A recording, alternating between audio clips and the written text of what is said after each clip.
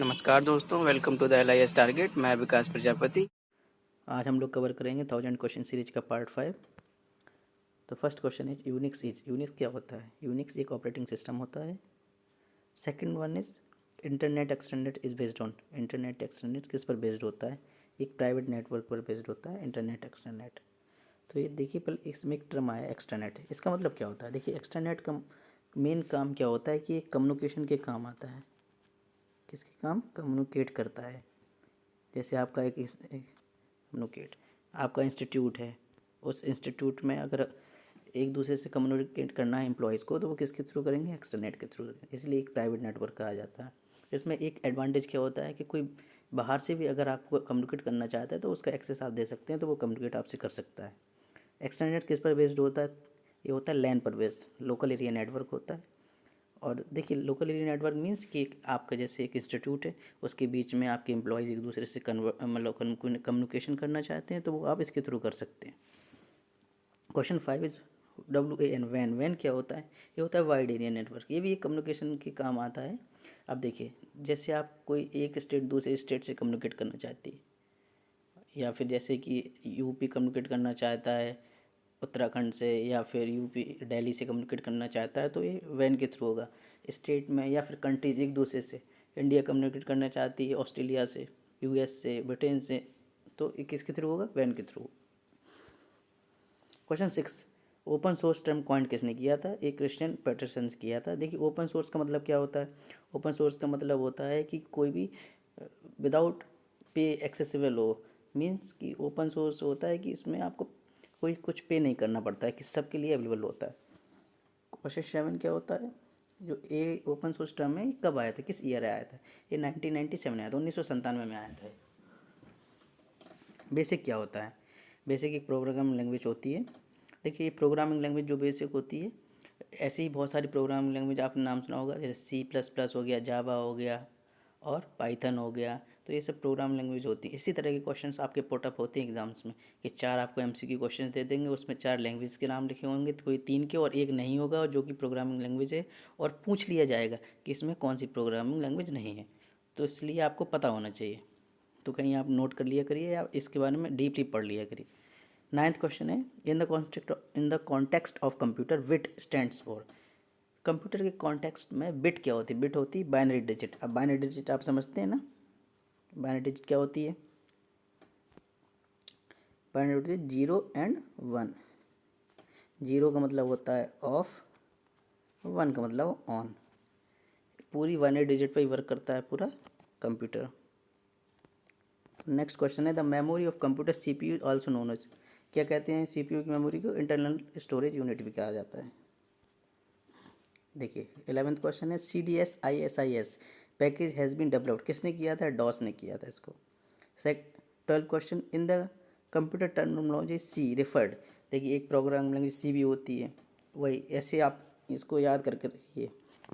सी हो गई, C++, जावा, Python,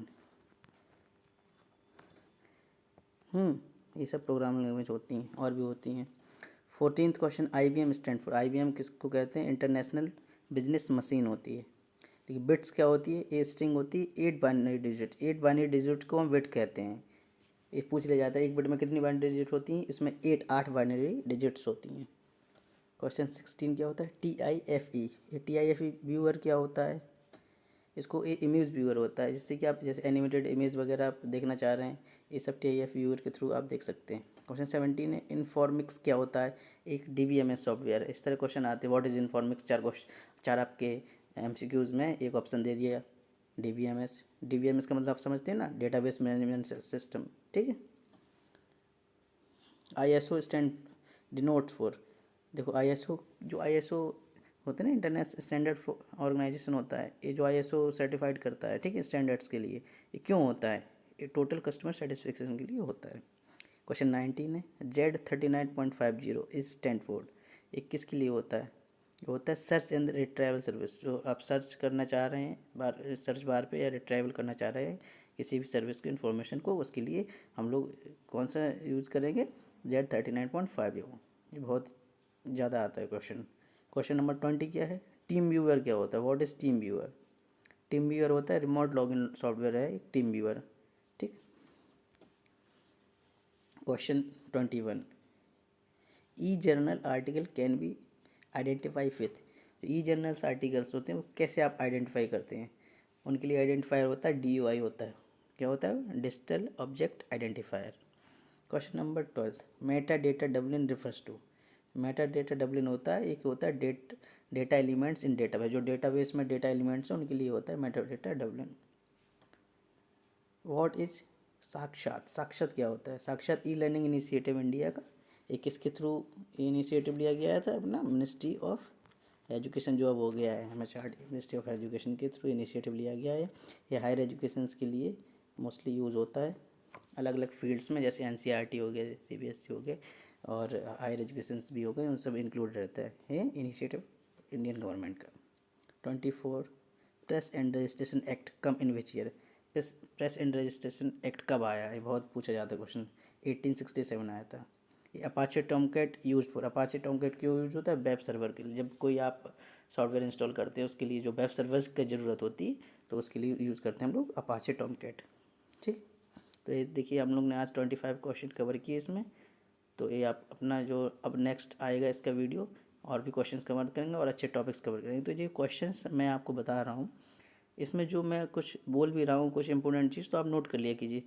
वो कभी कभी वही चीज़ आ जाती है जो समझाते समय, क्योंकि देखिए एक टॉपिक से एक क्वेश्चन अगर कहीं पूछा जा चुका है किसी भी एग्ज़ाम में तो सेम क्वेश्चन रिपीट हो भी सकता है, नहीं भी हो सकता है, लेकिन उस टॉपिक से क्वेश्चन आएगा ही आएगा। यही मेंटलिटी होती है एग्जामिनर की। ठीक है, चलिए तो ऑल द बेस्ट आगे के लिए। जल्दी से आप इस चैनल को लाइक एंड सब्सक्राइब कर दीजिए और फर्दर नोटिफिकेशन के लिए आप बेल आइकन को दबा दीजिए। और भी आपको क्वेरी हो तो आप नीचे कमेंट बॉक्स में लिख सकते हैं। और भी अदर इन्फॉर्मेशन के लिए आप हमारी ऑफिशियल वेबसाइट www.listarget.com पर जाकर विजिट कर सकते हैं।